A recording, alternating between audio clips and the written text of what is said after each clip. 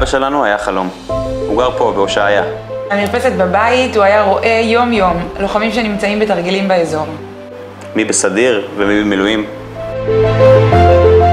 בתור סגן אלוף פעיל במילואים בעצמו, הוא הבין שלכל היחידות שהתאמנו היה משהו משותף. או ליתר דיוק היה חסר משהו משותף. היה חסר מקום. מקום להתכונן לניווט, ללמוד את תוואי הדרך, מקום להתקלח בכיף, לא מאיזה ברז כיבוי חלוד. קורת גג לישון מתחתיה בלילה מטפטף. אבא חלם להקים פה, בשטח מאחוריי, בית לחיילים. מתחם שיספק להם את מה שהם צריכים כל כך.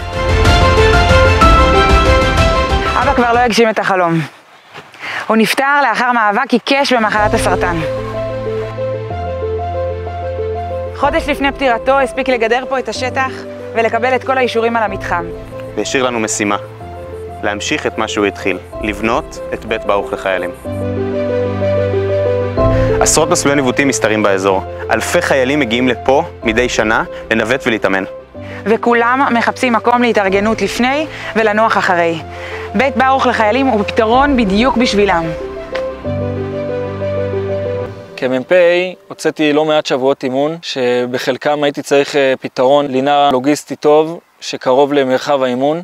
יצא לא מעט פעמים שנעזרנו ביישובים סמוכים למרחב האימון. בית חיילים יהיה פתרון מאוד טוב גם לחיילים, גם ללוגיסטיקה וגם לאפקטיביות של האימון.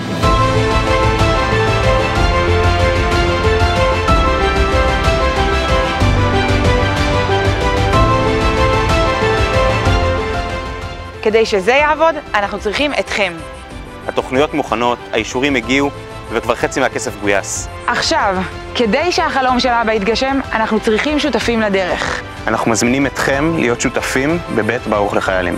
תחשבו על זה רגע, במדינה כמו שלנו, מתישהו, הבן שלכם, חבר, מכר, חייל בודד, או אפילו אתם בעצמכם, תגיעו לפה לאזור.